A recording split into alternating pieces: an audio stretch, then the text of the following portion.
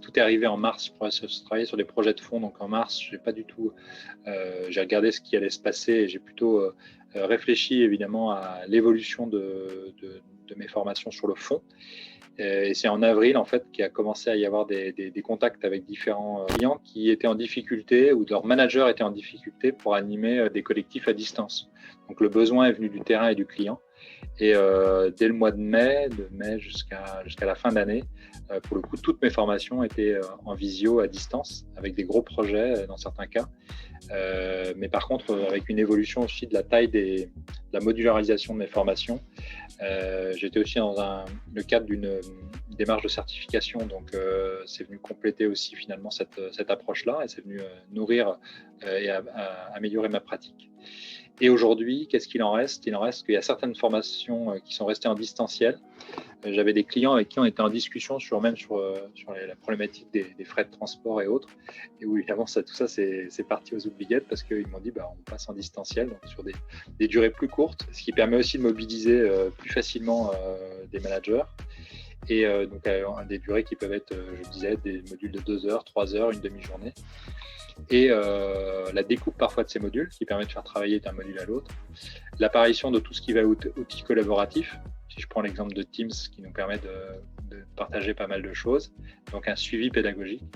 Et puis ensuite, nourrir aussi ce distanciel de la complémentarité du présentiel.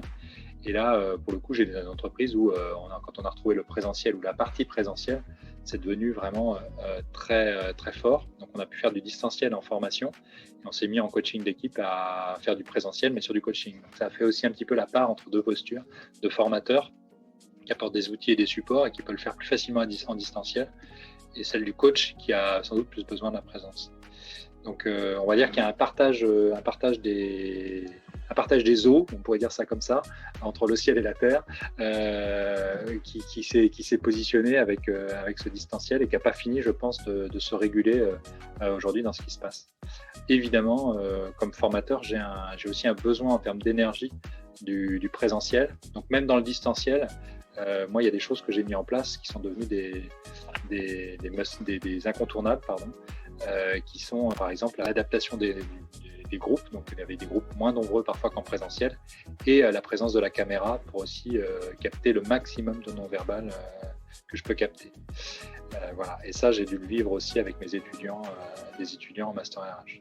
Alors nous, on a eu la chance d'avoir été vraiment les moins touchés, en tout cas au sein de l'école où je travaille.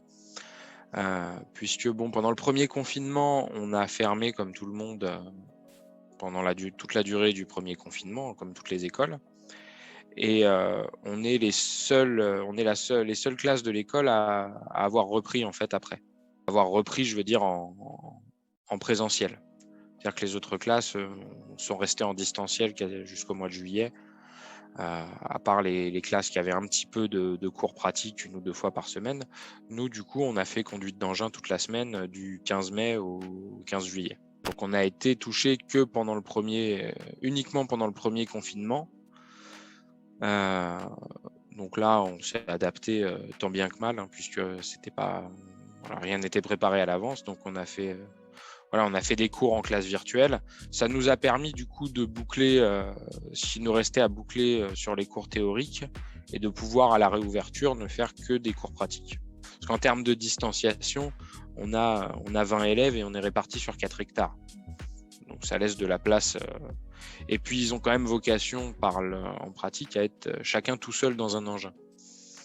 Donc par rapport à la distanciation, c'est assez facile. Dans un premier temps, on va dire qu'on a fait comme tout le monde, on a pris de face évidemment cette situation donc l'année dernière à peu près à la même époque, en essayant donc d'adapter nos pratiques par rapport à ce qu'on faisait évidemment habituellement. La partie, on va dire cours à distance avait été très très peu utilisé à l'IFACOM jusqu'à présent, et donc en fait on était tous un petit peu novices dans cette situation. Donc on a utilisé différents outils, différents moyens donc pour s'adapter à la situation, et on n'a pas eu le même dosage, on va dire, selon les formations. C'est-à-dire que pour les publics les plus jeunes, donc là je parle plutôt au nom de l'établissement en général et pas spécialement au nom des filières que j'encadre, mais pour les publics plus jeunes qui sont donc les CAP, les bacs pro, on a travaillé plutôt avec des systèmes de classe inversée, dans le sens où en fait les supports étaient donnés via des plateformes, donc que ce soit nos propres plateformes qui appartiennent donc au mouvement MFR, ou bien des plateformes plus généralistes. Et il devait donc faire le apprentissage au fur et à mesure des informations qui étaient communiquées, et éventuellement avec des dates de rendu ou des choses comme ça. Quand on est sur les publics de BTS et les publics de licence, entre guillemets, de Bac plus 3, Bac plus 5, on a eu tendance à intensifier le nombre plutôt de visioconférences, énormément de visio, peut-être trop d'ailleurs, parce qu'à un moment donné, j'ai cru comprendre qu'on était peut-être allé un petit peu loin, et il a fallu en fait qu'on s'adapte donc aux réponses de l'ensemble de ces jeunes pour trouver quelque chose d'un peu plus harmonieux, donc entre le tout visio et le tout livré sur une plateforme et débrouillez-vous. Donc ce qui est important en fait, surtout qu'on a essayé de maintenir de l'accompagnement, hein, on parle de savoir-être, donc ça passe par cet accompagnement, donc on a maintenu une présence. C'est-à-dire que même si les jeunes ne nous avaient pas physiquement ou même en visio, on pouvait les avoir vraiment très régulièrement, donc au téléphone ou par mail, pour les accompagner sur les dossiers qu'ils avaient à réaliser. Donc ça a été effectivement une période d'ajustement pour beaucoup d'entre nous. Aujourd'hui, on pourrait dire que les choses ont quand même bien évolué, c'est-à-dire qu'on a su quand même construire des cours avec cet objectif-là. Autant on subissait plus la situation, il a fallu improviser un peu rapidement dans l'année 2020.